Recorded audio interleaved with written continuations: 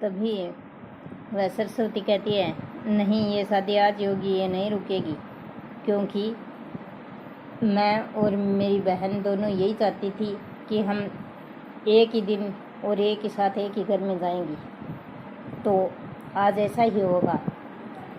आज ही मेरी बहन की अर्थी जाएगी और आज मेरी डोली जाएगी। हम दोनों की अर्थी और डोली एक साथ उठेगी और एक साथ मेरे ससुराल में हम दोनों जाएंगी। तभी इस बात को सभी लोग मान लेते हैं, उसकी सास भी और उसके माता पिता भी। और उन्होंने शाम के समय लक्ष्मी की तो अर्थी उठा ली और सरस्वती की डोली उठा ली और दोनों को उनके ससुराल चुपचाप पहुंचा दिया गया। और सरस्वती रोते हुए जाती हैं और रोती ही रहती है, ये सोच सोच करके कि देख, मेरी बहन मेरे साथ नहीं गई। और वह अपनी बहन की तस्वीर अपने कमरे में लगा लेती है और पूरे दिन अपनी बहन की तस्वीर को देखती रहती है। और ये सोच करके कि यही नसीब में लिखा था, मेरी बहन मेरे साथ रहना नहीं लिखा था। और वह कहती है, बहन तूने ये क्या किया है। तभी अर्थी में से एक आत्मा निकलकर अपनी बहन को कहती है, सरस्वती को लक्ष्मी कहती है, बहन तू क्यों रो रही है।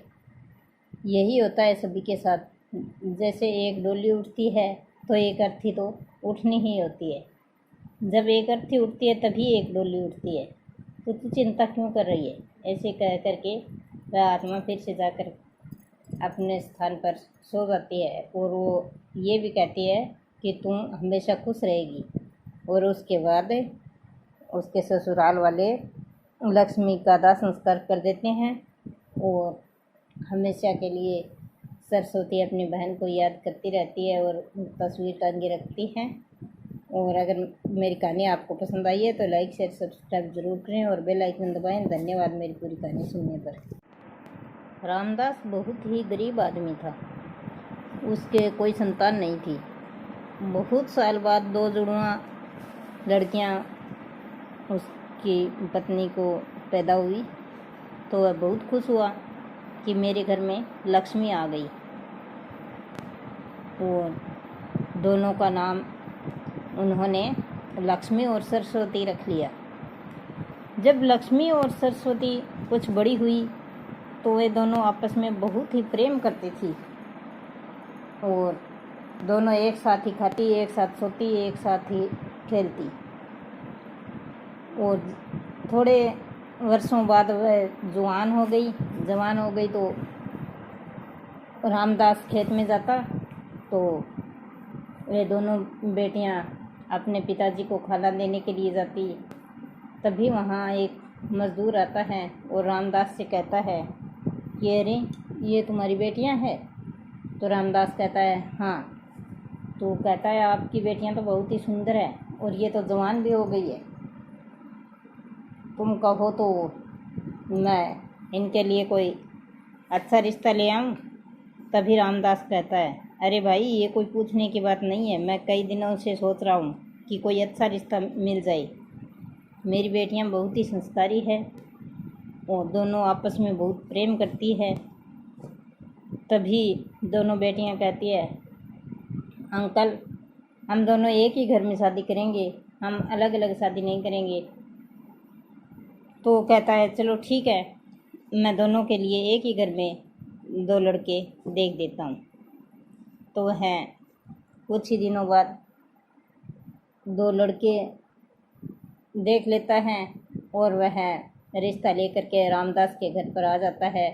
उन दोनों लड़कों और लड़कों की माँ को लेकर के वह मज़दूर रामदास के घर आता है और उन लड़कों की माँ को लक्ष्मी और सरस्वती पसंद आ जाती है और वह रिश्ता मंजूर कर लेती है और शादी का दिन भी रख देती है।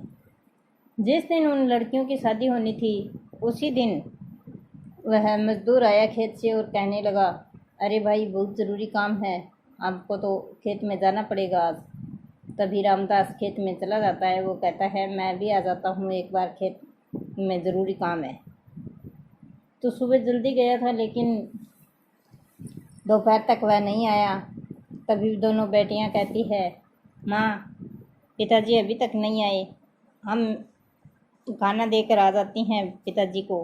तो माँ कहती है, बेटा आज ही तो तुम्हारी शादी है और आज तुम रोटी लेकर खेत में जाओगी।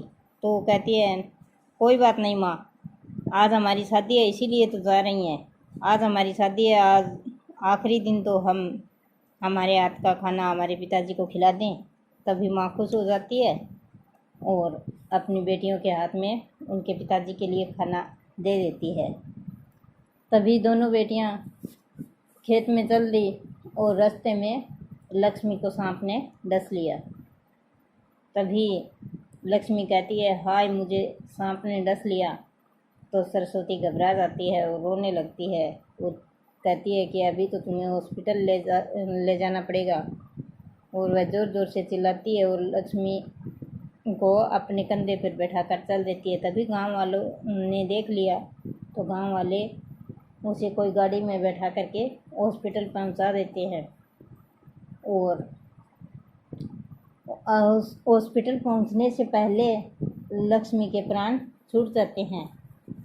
तभी सरस्वती भी बहुत ज़ोर ज़ोर से रोने लगती है, क्योंकि उन दोनों की इच्छा थी कि हम दोनों साथ जिएंगे, साथ मरेंगे, साथ ही रहेंगी, एक ही घर में शादी करेंगी।